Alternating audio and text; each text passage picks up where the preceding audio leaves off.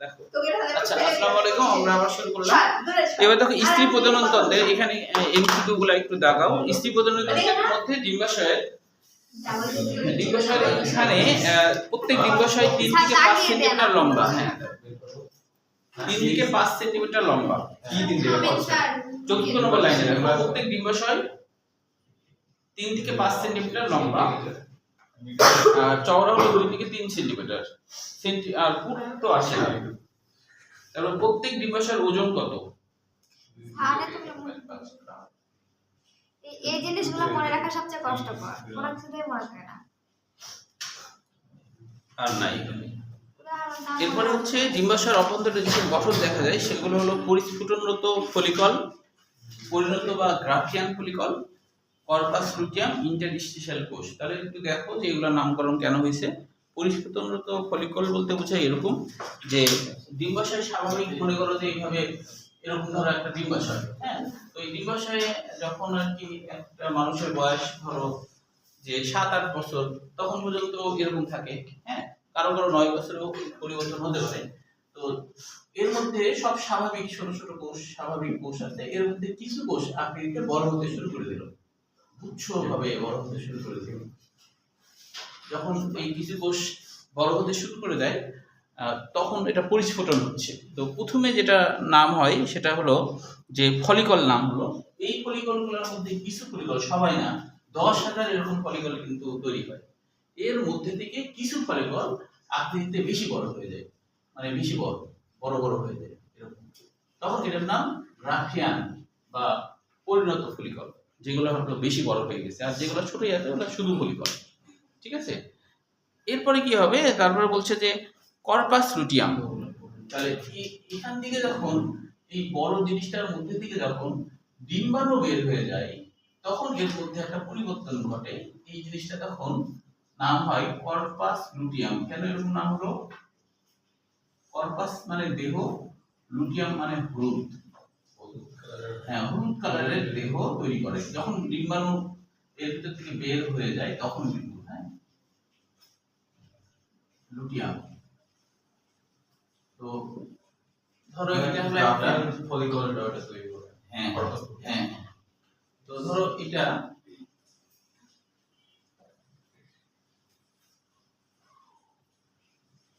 ধরো মানে অর্থাৎ হলো যে জরায়ুর যে ব্যাপারটা এই নিচের দিকে আসছে, এই জায়গাটা এরকম থাকে, তারপর নিচের দিকে তখন এই জিনিসটা কিন্তু এক পর্যায়ে এরকম করে এসে এখানে এসে এই দেহটা আরো এদিকে থাকে, এটাও তাই, এরকম করে এসে এখানে এরকম এখন এই জায়গাটাতে কিছু ফিল্মি থাকে। ফিল্মি মানে সুতার মতো কিছু গঠন থাকে, এটাকে ফিল্মি বলে, সুতার মতো কিছু গঠন। এখন এই যে জরায়ু, এই জরায়ুর এই জায়গাটাতেই কিন্তু ডিম্বাশয় আছে, এখানে মনে করে ডিম্বাশয় আছে, হ্যাঁ। এই ডিম্বাশয়ের মধ্যে থেকেই তো এই যে কর্পাস লুটিয়াম হয় কখন? যখন এখান থেকে ডিম্বাণুটা এইখানে চলে আসে, যখন এখান থেকে ডিম্বাণুটা চলে আসে তখন এর চেহারা হলুদ বর্ণের হয়ে যায়, তখন এর নাম হলো কর্পাস লুটিয়াম। যখন স্যার কর্পাস লুটিয়াম কি একদম কোষ, খালি কোষ?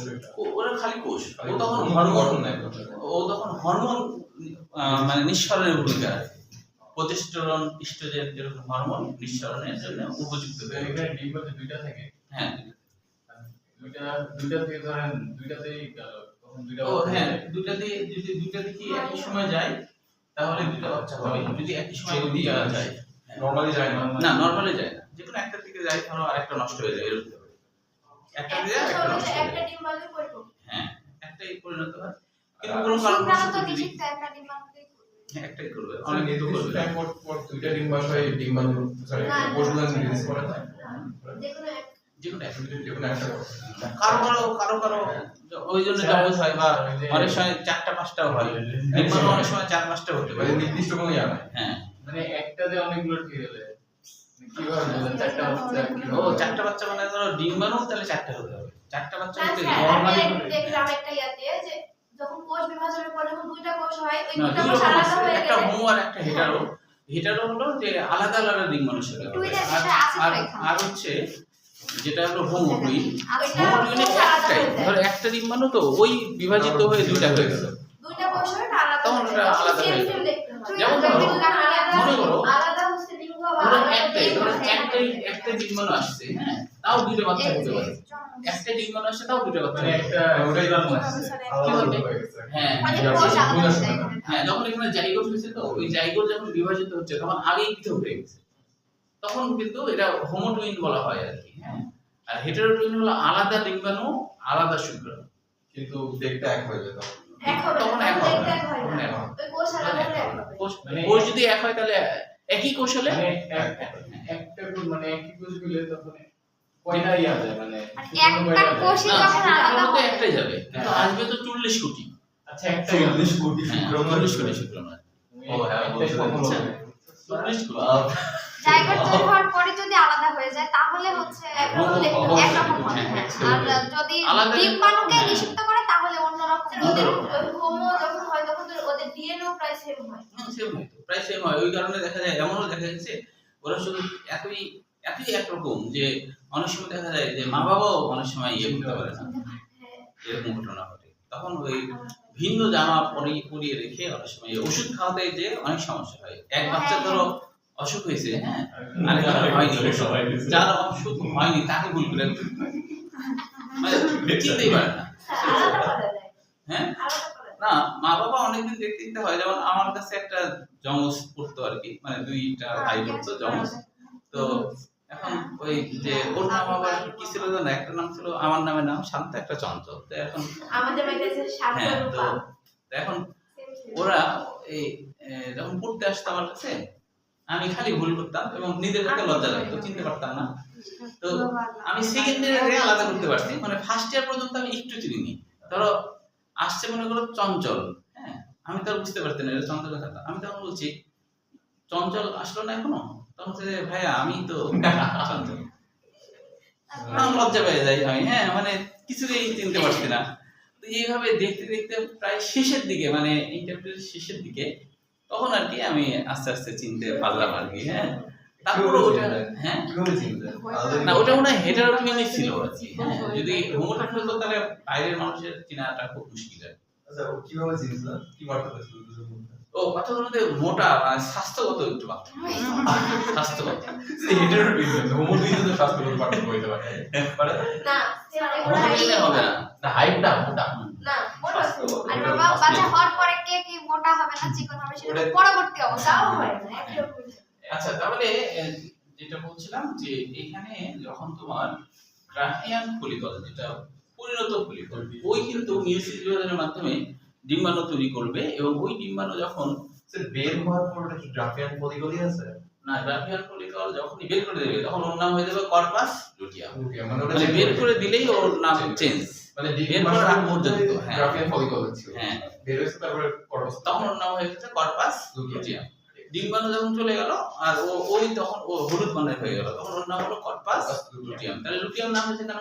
হলুদ, তাই কর্পাস মানে দেহ, হলুদ বর্ণের দেহ হয়ে গেছে, তো এই জন্য এর নাম হচ্ছে কর্পাস লুটিয়াম। তো ওই কর্পাস লুটিয়াম কিন্তু পরবর্তীতে আবার হরমোন ক্ষরণ করবে, সেটা আমরা পড়বো।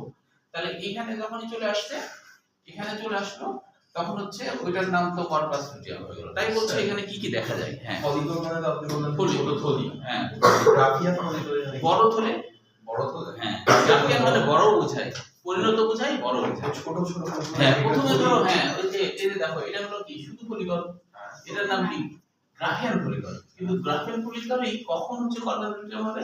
এখান থেকে যখন ডিম্বাণু পাস করে দেবে, যখন ডিম্বাণু পাস করে দেবে তখন এর নাম হয়ে যাবে কর্পাস লুটিয়াম। মানে ওখান থেকে ডিম্বাণু আসতেছে। হ্যাঁ, ডিম্বাণু আসছে। আলাদা কোষা গ্রাফিয়ান সরি না না, একই জিনিস, একই জিনিসের কোষই তো আসতেছে না।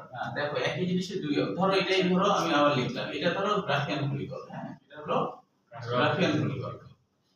প্রথমে ছিল কি ফলিকল, পরে কি হলো গ্রাফিয়ান ফলিকল। এখন এই গ্রাফিয়ান ফলিকল থেকে যখন এই ডিম্বাণু ছেড়ে দেবে, এটা একটু হলুদ তো নাই, লাল দিয়ে দেবে। এখন এইটা হলো যখনই এই জিনিস থেকে যখনই তোমার হচ্ছে কি হবে, যখন হচ্ছে কি পাঠাবে, ডিম্বাণু যখন নিঃসরণ করে দেবে, ছেড়ে দেবে ডিম্বাণু, তখনই এর নাম হয়ে যাবে কর্পাস লুটিয়াম। তাহলে এই তো এটাতে পরিণত হলো, এই জিনিস এটাতে এই জিনিস এটাতে পরিণত হলো, এই জিনিস এটাতে পরিণত হলো। মানে এখন গ্রাফিয়ান ফলিকল আর ওটা একটা কর্পাস লুটিয়াম। হ্যাঁ লাল কালারের ডিম্বাণু ছেড়ে দেওয়ার পর corpus হ্যাঁ ডিম্বাণু ছেড়ে দিলে ওর নাম হবে কর্পাস লুটিয়াম, বুঝতে পারছো? এই আর কি। তবে এই কিন্তু ভূমিকা রাখবে, এ তখন এদের ডিম্বাণু ছেড়ে দিয়ে চুপচাপ বসে থাকতে থাকবে, এই কাজ করবে, এই করবে কি প্রোজেস্টেরন ইস্ট্রোজেন হরমোন ক্ষরণ করবে। মানে স্যার প্রথমে ফলিকল ছিল, ফলিকল থেকে আপনার কি গ্রাফিয়ান ফলিকল হলো, তারপর ওই একটা ডিম্বাণু তৈরি করে ছেড়ে দিল, তারপর ও আবার কর্পাস লুটিয়াম। হ্যাঁ এই মানে ওই কর্পাস লুটিয়াম, ওই হ্যাঁ ওই আর ওটা ডিম্বাণু আলাদা। হ্যাঁ তুমি একসময় ছিলা ছোট, তুমি এখন একটু বড় হয়েছে, এটাই আচ্ছা, এবার একসময় আবার দিতে হবে। না, আমি ডিম্বাণুটার গ্রাফ সরি লুটিয়াম ভাবছিলাম। হ্যাঁ আচ্ছা, তাহলে সেই জন্য এরকম বলছে, এখানে এত কিছু আছে আর কি। হ্যাঁ আচ্ছা, এবার হলো ইন্টারস্টেশিয়াল কোষ। যেমন ইন্টার মানে মাঝে, স্টেশিয়াল মানে কোষ, এর আশপাশে আশপাশে অন্যান্য যে কোষগুলো থাকছে সেগুলোকে ইন্টারস্টেশিয়াল কোষ বলছে। মানে ধরো এই যে এখানে তো আশপাশে আছে, এখন ধরো এইখানে আশপাশে অন্যান্য স্বাভাবিক যে কোষগুলো আছে, এখানে একটু স্বাভাবিক কোষ তো আছে, এর মাঝে মাঝে স্বাভাবিক কোষ জায়গায় জায়গায় তো এগুলো বড় হয়েছে, সবগুলো ধরো হ্যাঁ অনেক থাকে, ওদের বললাম 10,000 ফলিকল থাকে, 10,000-এর মধ্যে থেকে তোমার একটা আর কি গ্রাফিয়ান ফলিকলের একটাই, ওই ডিম্বাণু তো একটাই হয়, ওটা তো অনেক হয়, মানে ওখানে হরমোন বলে হ্যাঁ একটাই, ওর মধ্যে একটা আকৃতিতে বড় হয়, বুঝতে পারছো? ওই যে বড় হলো, তারপরে ওর কাজ শুরু করবে। আচ্ছা এখন দেখো যে এবার বলছে যে ডিম্বনালী বা ফিলোপিয়ান নালী, এখানে কিন্তু তোমার যে এই জিনিসটা বই এইভাবে আছে তাই আমি দেখালাম, কিন্তু অ্যাকচুয়ালি এই মধ্যভাগটা এটা তো ফিলোপিয়ান নালী, হ্যাঁ এটা তো ফিলোপিয়ান নালী মানে ফানেল আকৃতির নালী। এই ফিলোপিয়ান নালীর মধ্যভাগ যেটা, সেটা কিন্তু আসলে একটু বেঁকে এর কাছাকাছি থাকবে। তোমরা যদি একটু গুগলে সার্চ দাও তাহলে দেখতে পাবা যে আচ্ছা পরে দিও যে অরিজিনালি তোমাদের বই এইভাবে আছে তাই আমি এভাবে দেখালাম, কিন্তু আসলে মানে স্ত্রী প্রজননতন্ত্রের যে চিত্র ছবি দেখবা যে এই জিনিসটা একটু মিডিল ভাগটা, হ্যাঁ এটা করে জরায়ুর কাছাকাছি জায়গায় থাকে, এটা বেঁকে এই কাছাকাছি জায়গায় থাকে, হ্যাঁ এইভাবে থাকে মধ্যভাগটা। এই কারণে দেখো এখানে একটা শব্দ আছে, খেয়াল করো যে ওই যে কাজের কথা বলা হলো না, ইস্ট্রোজেন এবং প্রোজেস্টেরন, এটা কিন্তু ওই কর্পাস লুটিয়ামই ক্ষরণ করে। আচ্ছা ডিম্বনালী বা ফিলোপিয়ান নালী, এখানে জরায়ুর দুই পাশে দুটি পেশি হলো 12 সেন্টিমিটার লম্বা ডিম্বনালী অবস্থিত, এটাও কিন্তু গুরুত্বপূর্ণ এমসিকিউ, 12 সেন্টিমিটার লম্বা, এই জিনিসটা 12 সেন্টিমিটার লম্বা ফিলোপিয়ান নালী, এই নালীটা হ্যাঁ 12 থেকে 12 সেন্টিমিটার লম্বা। এরপরে বলছে দেখো যে ফিমরি মানে ওই যে ঝালর বা ফিমরি, এই সুতার মতো এটা তো ফিমরি বা ঝালর, এটা মনে রাখবা এমসিকিউর জন্য। পরের ফানেলাকার অংশটি ইনফেন্ডিবুলাম, ফেন্ডিবুলাম পরের ফানেলাকার, অর্থাৎ হলো এরপরে যে গোটাটা এটার নাম ইনফেন্ডিবুলাম বলা হচ্ছে। ইনফেন্ডিবুলাম মানে ফানেল আকৃতির গঠন, হ্যাঁ ইনফেন্ডিবুলাম, হ্যাঁ হ্যাঁ হ্যাঁ এই যে ফিমরি না, এখান থেকে গোটাটাই ইনফেন্ডিবুলাম, মানে মাঝখান পর্যন্ত পুরোটাই আচ্ছা, মানে এখান থেকে নিয়ে পুরোটা না ফিলোপিয়ান নালী হলো আসলে সবকিছু মিলে, মানে ফিমরি টিমরি সবকিছু মিলে, মানে দুই সাইড মিলে, হ্যাঁ সবটা দুই সাইডে যে আছে গোটাটা, ওটা ফিলোপিয়ান নালী। এখন এই মিডিলের ওই অংশটা, এখন এর স্ফীত অংশ অ্যাম্পুলা, স্ফীত বলতে কোনটা, এই যে এটা স্ফীত, এটা স্ফীত না, না এটা তো চিকন মোটামুটি, এখানে এসে স্ফীত হয়ে গেল না, এই স্ফীত অ্যাম্পুলা মানে স্ফীতি, অ্যাম্পুলা মানে শুক্রাশয়ের অ্যাম্পুলা করে আছে, হ্যাঁ বুঝে পাই শুক্রাশয়ের অ্যাম্পুলা বুঝে পাই, শুক্রাশয়ের মধ্যে অ্যাম্পুলা শুক্রাশয় না আপনার ইয়ার আমার হ্যাঁ আপনারও আছে সব কথা আমার শুক্রনালী অ্যাম্পুলা আছে না, শুক্রনালী হ্যাঁ অ্যাম্পুলা শুক্রনালী অ্যাম্পুলা আছে তো, ওই যে তোমার হলো যেখানে খ্যাপন নালী আছে না, ওই জায়গাটা ছবিতে দেখায়নি কিন্তু ওখানে ছবি না, হ্যাঁ আমি ইয়া করছি, হ্যাঁ ওখানে আছে যে তোমার ওইখানে আসলে মাইক্রোস্কোপে দেখলে দেখা যাবে এইভাবে করে এসে এই জায়গাটা একটু স্ফীত হয়, আর এই স্ফীতর এইখানে কিন্তু একটা এই যে গন্ধি থাকে, এইখানে এইটুকু জায়গায় এই জায়গাটা একটা, এখানে প্রান্তের এই জায়গাটাতে অ্যাম্পুলা আছে, ওই যে এই কারবার গন্ধি আছে, কাউপার হ্যাঁ নিচে স্ফীত। আচ্ছা এরপরে দেখো তারপর বলছে জরায়ু প্রাচীরের কাছে দেখো ইস্থোমাস, জরায়ু প্রাচীরের কাছে, এটা তো জরায়ু, এই মিডিল পয়েন্টটা, এই যে এই মিডিল পয়েন্টটা, এই যে মিডিল পয়েন্টটা না, এটা কিন্তু আসলে এই মিডিল পয়েন্টটা একটু বেঁকে এর কাছাকাছি থাকে। তোমাদের ওই নাই তাই তোমরা যদি গুগলে দেখো তাহলে দেখবে যে মিডিল পয়েন্টটা এর কাছে লাগে থাকে। ওই লেগে থাকার জন্য এর নাম হচ্ছে ইস্থমাস। ইস্থমাস মানে হলো বন্ধন বা সংযুক্তি, মানে এটা জলের কাছাকাছি একটু বন্ধন গঠন করছে, তাই এর নাম হলো ইস্থমাস। লাগে তো যায় না লাগে যায় না, এমনি এমনি কাছাকাছি চলে আসছে ওই কারণে। আচ্ছা, তাহলে এবার দেখো, এবার হচ্ছে আমরা জরায়ু, যেখানে বাচ্চা হয় আর কি, যেটা যখন বাচ্চা হয়, যখন এইটা এইটুকু জায়গাতে বাচ্চা হয়, ওই মোটা অংশ, হ্যাঁ এই মোটা অংশ, এই জায়গায় বাচ্চা হওয়ার আগে এখানে কিন্তু পরিবর্তন ঘটে, প্রতি মাসেই পরিবর্তন ঘটে, এখানে 5-6 মিলিমিটার পুরু হয়ে যায়, হ্যাঁ মানে প্রস্তুতি নেয় আর কি। ঘরের পাশে জরায়ুর জন্য রক্ত যে দান খাইছিলাম আমি স্যার, হ্যাঁ কি আমি একটা ম্যামে জিজ্ঞেস করছিলাম, ম্যাম জরায়ু কি? রাজশাহীতে আপনার ইয়াতে আপনার ওয়েব কোচিং এ জিজ্ঞেস করছিলাম, ম্যাম একদম মুখ চোখ পুরো লাল হয়ে গেছে, ম্যাম আমি বুঝতে পারতেছি না। তো আমার ফ্রেন্ডসরা আমার যে থাপ্পড় খাওয়াকে মারছে আমার, আমি জরায়ু জিজ্ঞেস করছিলাম আমরা। হ্যাঁ। না এটা প্রশ্ন করা তো যেতেই পারে, তো তাই না, এটা তো বায়োলজি পড়াতে ম্যাম কে পেয়েছে আমার, না এটা খেপার কোনো বিষয় না, প্রশ্ন করতেই পারে, তাই না? তো না জানলে প্রশ্ন করা যেতেই পারে, তাই না? এই আছে, কারণ জরায়ু তো আসলে 9-10 পর্যায়ে তো জরায়ু ওটা না বোঝাটাই বেশি স্বাভাবিক, ঠিক না? অন্য কিছু হলে ওটা কিন্তু বুঝবে না। তো তাহলে এই যেখানে আসলে যে জায়গাটা নিষিক্ত যে ভ্রূণ, এটার বিকাশ ঘটে, এটাকেই জরায়ু বলা হয়। তো এই শুনে মনে হচ্ছে কি যে জ্বরের কারণে আয়ু কমে যাওয়া, এটা হলো জরায়ু, জ্বরের কারণে আয়ু কমে যাওয়া, এটা হলো জরায়ু। আচ্ছা, তাহলে এই জ্বরের কথা বলছে, দেখো যে এটা হচ্ছে উল্টানো নাশপাতির মতো, এটাও এমসিকিউ, নাশপাতির মতো, জরায়ুটা দেখতে নাশপাতির মতো, স্ফীত তো ওই কারণে নাশপাতির মতো, এটুকু মনে রাখবো। জরায়ু প্রাচীরের বহিস্থ বাইরের দিকে যেটা, সেটা হলো পেরিমেট্রিয়াম। পেরিটোনিয়াম যেমন ছিল না, এটা হলো পেরিমেট্রিয়াম।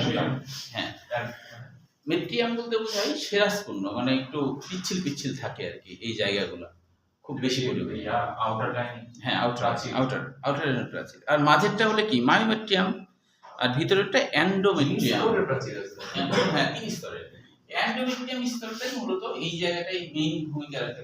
এখানে দেখো যখন হচ্ছে প্রত্যেক মাসেই এই এন্ডোমেট্রিয়াম স্তর পুরু হয়, 5-6 মিলিমিটার পুরু হয়ে যায়, এখানে রক্তজালক সমৃদ্ধ অবস্থা তৈরি হয়, এবং হচ্ছে এটার হওয়ার কারণ মেইন উদ্দেশ্যই হচ্ছে যে নিষিক্ত যে ভ্রূণ তাকে আর কি তার বিছানা রেডি করে, আর প্রতি মাসে বিছানা রেডি করে। যখনই হচ্ছে যে কোনো শুক্রাণু আসে না, তখন হচ্ছে যে এরা তখন বিরক্ত হয়ে যায়, শুক্রাণু আসলো না, আমি রেডি করে বসে আছি কিন্তু শুক্রাণু নাই, তখন মনের দুঃখে আত্মহত্যা করে, মনের দুঃখে আত্মহত্যা করে। ওই আত্মহত্যাই কিন্তু ওই প্রতি মাসে রক্ত সহ, কারণ রক্ত যখন সিঁড়ি বেড়ে যায় তখন এন্ডোমেট্রিয়ামটা করে। হ্যাঁ এন্ডোমেট্রিয়াম এই বুঝছো?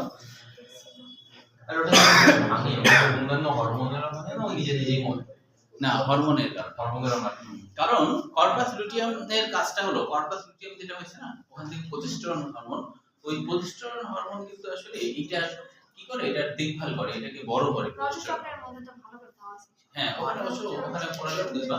তো ওই প্রজেস্টেরন আসা একসময় বন্ধ হয়ে যায়। কখন বন্ধ হয়? যখন দেখে যে জন্য আমি বিছানা রেডি করতেছি তো সেটাই তো আর হচ্ছেই না, তাহলে আমি কি জন্য বেকার আমি progesterone hormone corpus luteum progesterone hormone, ও তখন বিরক্ত হয়ে যায়, জানি যার জন্য আমি এটা বিয়ে করছি। এখন ধরো বিয়ের সময় ধরো যে কনেকে সাজানো গোছানো সবকিছু হলো, বাসর ঘর তৈরি করা হলো, যদি শুনতে পারে যে বর মনে করো অ্যাক্সিডেন্টে মারা গেছে, কথা তাহলে কি বিছানা রেডি করবে? আর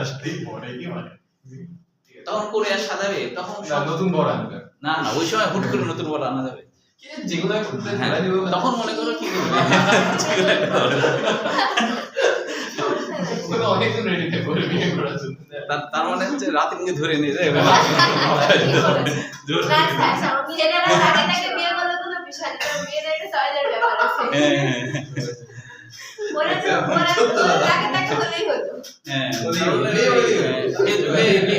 লিখে দিতে হবে যে কারো যদি এরকম ঘটনা ঘটে তাহলে রাতে রেডি আছে।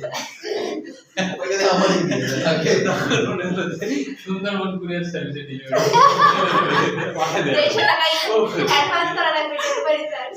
100 টাকা আর 60 টাকা ডেলিভারি চার্জ অ্যাডভান্স করে দিয়ে দেব। তখন ওর আব্বা ওকে ঘরে উঠাবে আর তুই কি করবি?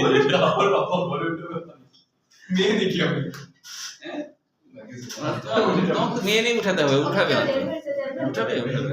তাহলে এখানে এই ঘটনাই ঘটে আসে যে তখন রাগে ক্ষোভে প্রজেস্টেরন হরমোন যখন ক্ষরণ হয় না, তখন এখানকার কোষগুলার মৃত্যু ঘটে এবং রক্তজালকের প্রাচীর এরও মৃত্যু ঘটে, তখন ওই রক্ত সহ বের হয়ে চলে আসে। মানে টিস্টোস্টেরনের জন্য আছে তো হ্যাঁ এই আর কি। আচ্ছা ওখানে আমরা যে জানবো, তাহলে এখানে হলো এইটুকু শেষ। এবার আমরা দেখি 3টা স্তর, এটাও মনে রাখবো। জরায়ু দেহ কোনটা আছে? জরায়ু দেহ বলতে জরায়ু দেহ মানে এটা এই এটা ধরো জরায়ু আর এটা হলো দেহ। এখানে তো জটিল অংশ সার্ভিস যেটা দেহ হয়, উপরেরটা জরায়ু হ্যাঁ হ্যাঁ, আর সার্ভিক্স মাঝের অংশ জরায়ু দেহ, নিচের অংশ সার্ভিস। মাঝের অংশ জরায়ু দেহ, এদের ফান্ডাস মানে তো স্ফীতি, ওটা বললাম। আর মাঝের অংশ যেটা এখানে চিহ্নিত করা আছে, দেখো এটা এখানে একটু তাকায় দেখো, সার্ভিসও চিহ্নিত করা আছে। তারপর হলো জরায়ু দেহ কি চিহ্নিত করা আছে? না, ও তো দেখে তো বোঝা যাচ্ছে দেখে যে বোঝা উপরের যাচ্ছে। অংশ না, হ্যাঁ। মাঝের অংশ মানে তো এটা বুঝি। হ্যাঁ হ্যাঁ, মাঝের অংশটা আর কি। সার্ভিক্স আচ্ছা শেষের পাশে হ্যাঁ, শেষেরটা সার্ভিস বা জরায়ুকুণ্ঠ বলা হচ্ছে। এই যে এটা একটু মনে রাখতে হবে, 20 গুণ বড় হয়ে যায় যখন আর কি বাচ্চা হয় আর কি, ওই জায়গায় যখন বাচ্চা লালন পালন হয়, এটা 20 গুণ বড় হয়ে যায়। আপনি ওটা আমার বুঝুন তো সার্ভিক্স কোনটা ওখানে দেখেন ছবিতে দেখেন ও ছবিতে দেখো এই যে সার্ভিক্স এই যে, না, এই যে এটা দেখা যাচ্ছে না, এখান থেকে আর নিচে দিকে গোটাটা জড়ি জরায়ু দেহ জরায়ু দেহ বলতে কি? যে এই গোটাটাই আসলে একসাথে আমরা জরায়ু দেহ বলি। এটা জরায়ু গোটাটা আসলে জরায়ু দেহ। আচ্ছা এখন দেখো যে এবার দেখো যে 20 গুণ বড়, এটা তো মনে রাখবা। হ্যাঁ, কাছ থেকে কোনো কোশ্চেন হয় না। যোনির এখানে কিছু কোশ্চেন আছে, যেমন হলো 2 নম্বর লাইনে যে এটি হলো 8 থেকে 10 সেন্টিমিটার লম্বা, 8 থেকে 10 সেন্টিমিটার লম্বা। আর লাস্টের লাইনটা যোনির প্রাচীরে রুগী নামক অসংখ্য ছোট ছোট ভাঁজ থাকে, এটা মনে রাখতে হবে। রুগী তার মানে হাসপাতালে রুগী থাকে, আবার হচ্ছে জ্বরের মধ্যে রুগী আছে, তাই কি না? পেশেন্ট আছে আর কি, বানান কিন্তু একটু ভিন্ন, একই না আর কি। হ্যাঁ, আচ্ছা তাহলে রুগী থাকে কোথায়? তাহলে যদি বলে রুগী থাকে কোথায়, তুমি যদি লেখো হাসপাতালে, তাহলে তো হবে না। এটা বলার জন্য আসি। যেমন অনেক কোচিং কি করে, অনেক কোচিং এ বলে যে মেডিকেলে ভর্তি হতে চাও, তাহলে অনেক কোচিং এ ভর্তি হও। হ্যাঁ, লেখে না? হ্যাঁ, এখন মনে করো একজন লিখছে যে আচ্ছা মেডিকেলে ভর্তি হতে চাও, সেটা রোগী হিসেবে না ছাত্র হিসেবে, সেটা মানে কি হিসেবে বলছে মেডিকেলে ভর্তি হতে চাও? হ্যাঁ, যুক্তি আছে না কথা তো বলছে সেটা কি মানে ছাত্র হিসেবে না রোগী হিসেবে, সেটা তো লেখেননি। আমরা লিখতে হবে তো, তাই না? কি হিসাবে আর কি, তাই তাহলে রুগীটা মনে রাখবো। এরপরে দেখো যে বহিঃজননাঙ্গের এখানে যে যোনির মুখে স্নায়ু সমৃদ্ধ কতগুলো অঙ্গ দেখা যায়, এগুলোকে একত্রে যোনির মুখের এখানে যত স্নায়ু আছে তাদেরকে ভালোভাবে বলে। আর যেটা মনে রাখতে হবে, লেবিয়া মেজোরা আর লেবিয়া মাইনোরা, এটা মনে রাখতে হবে। লেবিয়া মেজোরা মাইনোরা, লেবিয়া মেজোরা হচ্ছে বাইরের দিকের যে ভাঁজ, হ্যাঁ বাইরের দিকের যে ভাঁজ, বাইরের দিকের ভাঁজ। হ্যাঁ বলো, এই রুগীটা কোন জায়গায়? ভিতরের দিকে, ভিতরের সাইডে যোনির ভিতরে মানে প্রাচীরে। হ্যাঁ, প্রাচীরের যে অন্ততল দুই সাইডে, ওখানে উঁচু নিচু ভাঁজ অংশ। কেন কি করে না এইটা ভাঁজ থাকবে, মানে একবারই যদি তোমার মসৃণ, খুবই মসৃণ হয়, তাহলে তো নিষেক্রিয়ার সমস্যা হতে পারে হয়তো, এই কারণে ওখানে শিখরে কি সমস্যা হবে? ও আচ্ছা ঠিক আছে। সবকিছু দেরিতে আচ্ছা আচ্ছা, তার এখন দেখো কেন এরকম নাম হলো লিবিয়া মেজোরা। লিবিয়া বলতে ঠোঁট আসলে, হ্যাঁ ল্যাব্রাম থেকে লিবিয়া হয়েছে, মানে ঠোঁটের মতো বোঝাচ্ছে আর কি, যে দুটা ভাঁজ। এখন বাইরের দিকে যে ভাঁজটা মেজোরা মানে বড়, আর ভিতরের দিকে যে ভাঁজ, ভিতরের দিকে ওরকম ভাঁজ আছে, ওটা মাইনোরা। হ্যাঁ, এটাই হলো লিবিয়া মেজোরা, লিবিও মাইনোরা। এরপরে দেখো যে লিবিয়া মেজরার একেবারে উপরের জোরের কাছে একটি উঁচু ছোট মাংসপিণ্ড দেখা যায় উপরের জোরের কাছে। হ্যাঁ, তো এই ছোট মাংসপিণ্ডটার নাম হলো ক্লাইটোরিস বা ভগাঙ্কুর বলা হয়। ক্লাইটোরিস মানে যে স্নায়ু উদ্দীপনা অঙ্গ, এটার বাংলা অর্থ স্নায়ু উদ্দীপনা অঙ্গ, মানে এটা বেশি উদ্দীপনার সৃষ্টি করে আর কি। হ্যাঁ, স্নায়ু উদ্দীপনা অঙ্গ, এটা সব থেকে বেশি স্নায়ু উদ্দীপনা, কিছুটা যে ছেলেদের যেমন পেনিসের আগে যেটা আর কি ওইটার মতো আর কি কাজ করে এটা। বার্থোলিন গ্রন্থি নামে দুইটি বড় গ্রন্থিও লিবিয়া মাইনরার উন্মুক্ত আছে, অর্থাৎ ভিতরের দিকে। এই বার্থোলিনটা একজন বিজ্ঞানীর নাম, কাসপার বার্থোলিন, পুরো নাম হলো কাসপার বার্থোলিন। তিনি এটা দেখতে পেয়েছেন যে ভিতরের ভাঁজের দিকে, মাইনোরার ভাঁজের ভিতরের দিকে কিছু গ্রন্থি থাকে, দুই পাশে থাকে, দুই ওয়ালে, এখান থেকে যে পিচ্ছিল রস স্খলন করার কাজটা করে। তো এটা হলো বার্থোলিন গ্রন্থি, এটার কথা বলছি। আচ্ছা, এবার দেখো স্ত্রী প্রজননতন্ত্রের হরমোন, এগুলো কিন্তু এমসিকিউ, কিন্তু আবার স্ত্রী প্রজননতন্ত্রের হরমোনাল ক্রিয়া এটা আবার সৃজনশীল। স্ত্রী প্রজননতন্ত্রের হরমোনাল ক্রিয়া এটা আবার সৃজনশীল। তাহলে আগের মতোই এখানে সবগুলোর নাম প্রায় কাছাকাছি, মানে ওখানে যা পড়ছে এখানে প্রায় সেমই, দুইটা খালি আলাদা নাম। ওখানে তো গোনাডোট্রপিন পড়তো, গোনাড মানে তো শুক্রাশয় ডিম্বাশয় দুটাতেই বোঝায়। এই গোনাড বলতে ডিম্বাশয়কে বোঝাবে, যেহেতু এটা স্ত্রী। ফলিকল স্টিমুলেটিং হরমোন মানে ফলিকলকে উত্তেজিত করা, উদ্দীপ্ত করা। স্টিমুলেটিং মানে উদ্দীপ্ত করা, হ্যাঁ, ফলিকল যেন বড় হয়। ইস্ট্রোজেন, ইস্ট্রোজেনের বাংলা অর্থ কিন্তু আসছে, ইস্ট্রোজেনের বাংলা অর্থ কিন্তু এটা ল্যাটিন শব্দ যার অর্থ যৌন আকাঙ্ক্ষা।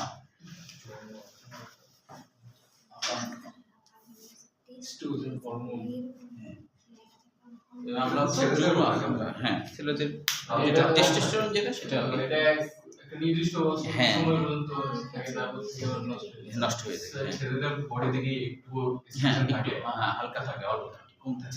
ছেলেদের টেস্টোস্টেরনটা বেশি, টেস্টোস্টেরনের কারণে হয়। আমাদের মেয়েদের, হ্যাঁ, মেয়েদের আছে কিন্তু কম। হ্যাঁ খুবই কম। 30 বছরের মতো স্থায়ী থাকে। উভয়েরই যদি মানে বেশি সবকিছু আল্লাহ দিয়ে দেয় তাহলে তো ঝামেলা, তাই না? ছেলেদের একটু বেশি থাকে না, 60 বছর, হ্যাঁ, ছেলেদের 60 বছর। ছেলেদের ক্ষেত্র বিশেষে ওই জন্য তো মানে বিয়ের ক্ষেত্রে কি হয়, বিয়ের ক্ষেত্রে দেখো পার্থক্যটা না, চারটা করে না, না না, অনেকে 40 না করলেও দেখা যায় 35-37-এও করে, অনেকে এমনও আছে। মানে ওই যে না ইয়ে করে অনেকে, না অনেকে এরকম আছে, ধরো পড়াশোনা শেষ করলো তো পিএইচডি ডিগ্রি নেয় তখনই কিন্তু বয়স, পিএইচডি ডিগ্রি হলো, ডক্টরেট হলো, তারপরে মনে করো বিশ্ববিদ্যালয়ের টিচার হলো, তারপরে আবার দেলমোহর দিতে হবে, সেটা টাকা গোছাতে হবে, তারপরে বিয়ে করতে হবে। না ওই যে এগুলো টাকা তো ইয়ে করতে হবে না, জোগাড় করতে হবে না, পুরো রাতের মতো রাখবে, টাকা বিছানা দেবে না তোমার ইয়ে, হ্যাঁ না, কিন্তু তো দেলমোহরের টাকা তো গোছাতেই হবে। তো তারপরে বিয়ের যে অনুষ্ঠান ঘটবে না, অনুষ্ঠান আর কি তোমার হচ্ছে, এখন মেয়েরা চালাক আছে, তোমার দেলমোহর অনেক টাকা নিতে চাবে, 10 লাখের কমে তোমাদের সময়, বিয়ের সময় 20 লাখের কমে দেখবা রাজি হবে না তোমরা যখন বিয়ে। স্যার অত সাথে ঝামেলার মধ্যে নাই, কাজে অফিসে যাই 1000 টাকা দেবো ভাই। মেয়ে মানুষ পাগল না। এগুলো সবাই হোক ভাই এই প্ল্যান দিচ্ছে আমাদের, হচ্ছে প্ল্যান দিচ্ছে, এটাই করা লাগবে। যত কম খরচ তত সুখে থাকা যাবে। না ওইটা তো তোমার টাকাটা তো মেয়েদের ইয়ের জন্য, মেয়েদের হ্যাঁ। সিকিউরিটির জন্য। স্যার ওই সিকিউরিটি যদি হুট করে মরে যায় তাহলে ও সিকিউরিটি কোথায় পাবে? না টাকা তো আসলে 100% টাকা তো তোমাকে দিয়েই দিতে হবে। বিয়ে করে দিয়ে দিতে হবে। তো যারা ধরো 10 লাখ টাকাও যদি করে, তো নিয়ম হলো, ইসলামিক নিয়ম হলো তোমাকে দিয়ে দিতে হবে, সাথে সাথে দিয়ে দিতে হবে, বাকি রাখার কোনো সিস্টেম নেই। বিয়ে করার জন্য টাকা পাইতেছো তোমরা। হ্যাঁ বিয়ে করার জন্য না, হ্যাঁ আর হালায় হয় টাকা দিতে হচ্ছে, টাকা টাকা দিতে হচ্ছে, ওটা মানে সিকিউরিটির জন্য হয়তো বা, আমরা পারলে হ্যাঁ অবশ্যই তোমাকে তো টাকা দিতে হচ্ছে। এবং অনেক সময় ঝগড়া বাজে যায়, যেমন আমি একটা আত্মীয় বিয়েতে চাঁপাইনবাবগঞ্জে গেছি, চাঁপাইনবাবগঞ্জের সিস্টেম, তোমাদের কারো বাড়ি চাপাই আছে কি? সব চাওয়া। হ্যাঁ ওই যে চাঁপাইনবাবগঞ্জে একটা সিস্টেম আছে, ও জানবে। চাঁপাইনবাবগঞ্জের সিস্টেম যে আবার অন্য জায়গার সিস্টেম একরকম, চাঁপাইনবাবগঞ্জের সিস্টেম আরেকরকম। কি সিস্টেম? প্রচুর জানবে, কারণ ওদের জানবে। বলেন মানে সিস্টেমটা কি জানো, তোমরা জানে রাখো, চাপাই বিয়ে করতে গেলে কিন্তু আগে প্রস্তুতি হিসাবে করবো না। হ্যাঁ হ্যাঁ, এখন মনে করো যে চাঁপাইনবাবগঞ্জ সিস্টেম সম্পর্কে জানে না, এখন মনে করো যে যে ওই দেলমোহরের সময় এখন বলছে যে দেলমোহরের পরিপূর্ণ যে 3 লাখ টাকা, তাও 10-12 বছর আগে 3 লাখ টাকা সেটা সোনা বাবদ পরিশোধ করা হলো। আর ওরা খেয়ে দিচ্ছে না, এটা হবেই না, নগদ ক্যাশ টাকা দিতে হবে। স্বর্ণ আলাদা, আবার স্বর্ণ আলাদাই। হ্যাঁ না হ্যাঁ সব জায়গায় আলাদা হয় না। না, সব জায়গায় আলাদা না। তোমাদের মধ্যে চাপায় নাকি? না চাপায় হলো তোমার হচ্ছে যে আমাদের তো আলাদা। তোমাদের কি আলাদা? সোনা আলাদা, স্যার, টাকা টাকা আলাদা। ক্যাশ টাকায় দিয়ে দেয়, সোনা তো আলাদা ভাবে দেয়। না, ওই তোমার হচ্ছে যে রাজশাহীতে বা ঢাকাতে শুধু ভয় লাগে, সোনা হলে এমনিও বেশি খরচ, অমনিও বেশি খরচ। না, তো এখন বলছে যে তাহলে আমি এত সোনা তাহলে কেন দিলাম? হ্যাঁ, তাহলে আমি তো সোনা না দিয়ে আমি তো নগদ টাকা দিতাম, তো নগদ টাকা দিতাম, তাহলে সোনা দিতাম না। বলছে না না না, ওটা হবে না, আপনি সোনা দিতে কি আমরা বলেছিলাম? আমরা কি সোনা দিতে বলছিলাম? ঝগড়া বেঁধে দিচ্ছে। আরে আল্লাহ, হ্যাঁ সেই ঝগড়া মেয়ে পক্ষের সাথে ছেলে পক্ষের, হ্যাঁ ঝগড়া বলছে না আপনি ক্যাশ টাকা দিন, ক্যাশ টাকা দিন। তো বলছে এখন ক্যাশ টাকা এখন আমি কোথায় পাবো? তো সোনা, তাহলে সোনা বিক্রি করে হচ্ছে ক্যাশ টাকা দিই। তো বলছে হ্যাঁ করেন, কিন্তু ঝগড়া, হাই রে ঝগড়া। তো হ্যাঁ এই সিস্টেম রাজশাহীতে নাই, নাটোরে নাই, কোথাও নাই, কোথাও নাই, আমাদের এখানে এই সিস্টেম। ওখানে বেচারা বর ভাববে সরাসরি বিয়ে করবো না, এর টাকা দিয়ে মারামারি করবো। তখন হচ্ছে কি করছে, তখন হচ্ছে কি আর করবে, তখন ওরা আবার হচ্ছে 5 লাখের 1 টাকা কমাবে দিল, তারপরে শেষে 4 লাখ হয়েছে। এখন বলছে যে নগদ দিতে হবে। তো বলছে যে আমি তো অত টাকা নিয়ে আসিনি। তখন বাধ্য হয়ে কি করছে, সোনা তো পাইছে 5,000 টাকা নগদ আর 3,95,000 টাকা বাকি, দুই দিকে লস হয়েছে। এটা স্বর্ণ দিতে হলো, প্লাস আবার টাকা স্বর্ণ দিতে হলো। আমি জানতাম না এটা। এই কিছুদিন আগে আমার ফুফুর বিয়ে হলো, ওই 10 লাখ টাকা দিয়ে মোর হাতে হাতে দিয়ে দিয়েছে, সাথে সোনা আলাদা। আমাদের তো সেম। তাহলে দেখো 10 লাখ ইতিমধ্যে, তার মানে তোমাদের 20 লাখ লাগবে, টাকা কিন্তু রেডি করো, নাহলে কিন্তু বিয়ে করতে হবে। যে খরচ রিসেপশনে 20 লাখ টাকা লাগছে। হ্যাঁ, তাহলে আর বাবা সোনা দিচ্ছে, তার বাবা টাকা তাহলে সাবধান হয়ে যাও। তোমাদের রাতের তো ছাত্র জীবনে বিয়ে করবে, 20 লাখ টাকা রেডি করো। আর বাপ দিবে সবার সাথে। বাপ দিলে এটা কেমন হলো? এটা ওরে তো সরব। পরে দিয়ে সরব দিবে, পরে লজ্জার দিয়ে বিষয় দিবে। না, অনেক লজ্জার বিষয়, বাপের টাকা দিয়ে বিয়ে হয়। পরে দিয়ে এটা দিবে। লজ্জার বিষয় তো, যে মানুষ বাপ বলবে যে বলবে। যে বাপ বলবে যে কেন আমি যদি তোর বিয়ের টাকা দিই তাহলে আমি আরেকটা বিয়ে করি। আর তো তোমার মা ঝাঁটা দিয়ে দিছে, ওগুলো কি বললি? না দিদি টাকা দিতে হবে। সেই সিনাই হবে, আমি বসে বসে নাটক দেখি। আচ্ছা দেখো, তাহলে এখানে হলো স্টুডেন্ট জানা হলো। আবার এখানেও দেখো লুটিনাইজিং হরমোন আছে। এই লুটিনাইজিং হরমোনটাও কিন্তু ওই যে কর্পাস লুটিয়ামকে যেহেতু হলুদ বর্ণের হয়, ওই জন্য এখানে এর উপরে কাজ করে বলে এই হরমোনের নাম হচ্ছে লুটিনাইজিং। যেহেতু লিউটো মানে হলো হলুদ, হ্যাঁ, তাহলে হলুদ বর্ণের গ্রন্থির উপর কাজ করে বলে এরকম নাম হচ্ছে। প্রজেস্টেরন মানে কিন্তু আসলে বৃদ্ধি বা প্রসারণ, এর বাংলা অর্থ প্রজেস্টেরন মানে বৃদ্ধি বা প্রসারণ, যারা আর কি বৃদ্ধি বা প্রসারণ ঘটায়। বৃদ্ধি বা প্রসারণ মানে কি? এন্ডোমেট্রিয়াম স্তরের বৃদ্ধি ঘটায়। আচ্ছা বাচ্চা হ্যাঁ প্রজেস্টেরন না? হ্যাঁ প্রজেস্টেরন। প্রজেস্টেরন। রফালা ছুটি কি বলছেন মানে? এটা কিসের বাংলা বলতেন? ও প্রজেস্টেরনের, প্রজেস্টেরন হ্যাঁ, মানে হচ্ছে যে বৃদ্ধি বা প্রসারণ, বৃদ্ধি ঘটায়, জ্বরের বৃদ্ধি ঘটায়, এন্ডোমেট্রিয়াম বৃদ্ধি ঘটায়, এমনকি বাচ্চা যখন হয় তারও বৃদ্ধি ঘটায়। যদি বাচ্চা হয়ে যায় তারও ওই বৃদ্ধি বাচ্চা ঘটায়। বলে প্রজেস্টেরন থাকে না থাকে না, মানে হরমোনটা বাচ্চার বৃদ্ধিতে ভূমিকা রাখে, সাহায্য করে। ওর মধ্যে না লাগলে ওরে কেমন বাড়ায়? না মানে এক জায়গায় উৎপন্ন হয় আরেক জায়গায় পেটের মধ্যেই ওটা। হ্যাঁ পেটের মধ্যে তো অবশ্যই, বাইরে থেকে না। বলছে বাইরে যাবে বৃদ্ধি করে। Follicle stimulating hormone. হ্যাঁ রিল্যাক্সিন, যেমন রিল্যাক্সিন আছে, সেরোটোনিন আছে, আর হচ্ছে আরেকটা হচ্ছে ডোপামিন। এই তিনটাকেই বলা হয় সুখের হরমোন বা ভালোবাসার হরমোন। সুখ সুখ ডোপামিন জানি, সেরোটোনিনও জানি, এটা জানতাম। হ্যাঁ রিল্যাক্সিনও একই কাজ করে, হ্যাঁ এই ক্ষেত্রে সেরোটোনিন কাজ করে। হ্যাঁ এই ক্ষেত্রে রিল্যাক্সিন কাজ করছে। রিল্যাক্সিনের আরো অনেক কাজ আছে, যে যেমন স্তনগ্রন্থির বিকাশ, দুগ্ধক্ষরণ ঘটায়, অক্সিটোসিন। আচ্ছা স্যার মেয়েদের ক্ষেত্রে আচ্ছা হ্যাঁ বলো, কোশ্চেন বলো। আচ্ছা বলো দিদা স্যার ডাইরেক্টলি জিজ্ঞেস করতেছি মেয়েদের ক্ষেত্রে প্রত্যেকবার যখন ওরা ইন্টারকোর্সে যায় তখন প্রত্যেকবার ওদের অক্সিটোসিন রিলিজ হয় আর ছেলেদের ক্ষেত্রে শুধু ছেলেরা যারা ভালোবাসে রিয়েলিটি তাদের ক্ষেত্রে অক্সিটোসিন রিলিজ হয় এটা কি সত্য কথা? কেন Thank you, স্যার বুঝে গেলাম আপনাদের উত্তর স্যার আপনি বলেন। আমি কিছুই বুঝতে পারি না। Thank you, আপনি বলেন। না আসলে সৃষ্টিগতভাবে বা জিনগতভাবে তো পার্থক্য আছে ছেলেদের মেয়েদের মধ্যে, তাই না? মানে কি অ্যাকচুয়ালি প্রশ্নটা কি করলো?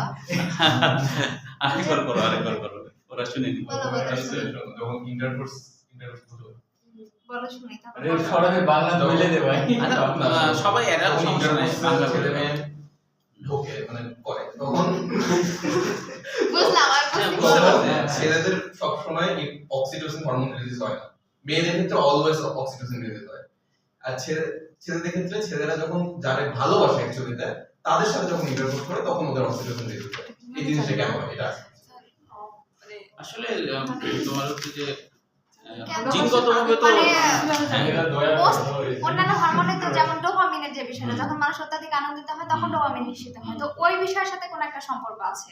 না কারণ না, ওইটা আসলে- তখন যখন হচ্ছে আমি কাউকে ভালোবাসবো তখন তো হচ্ছে তার প্রতি আমার ফিলিংস থাকবে, আর না। যাকে আমি ভালোবাসবো তার প্রতি আমার ফিলিংস না ওইটা না যখন ইন্টারকোর্স হইতেছে মেয়েরা প্রত্যেকটা ছেলের ক্ষেত্রে নরমাল যে সুখ একই সুখই পাইতেছে একই আরাম পাইতেছে ছেলেদের ক্ষেত্রে ছেলেরা যখন কাউকে ভালোবাসে তার সাথে ইন্টারকোর্স করলে যে লেভেলের সুখ পায় বা আরাম পায় একটা নরমাল মেয়ের সাথে সেটা পায় না মানে আরামে মানে পায় ছেলেদের হচ্ছে যেমন ওই যে হরমোনের যে একজন বিষয়টা একজন হুজুরকে প্রশ্ন করছে যে আমি আমার বউকে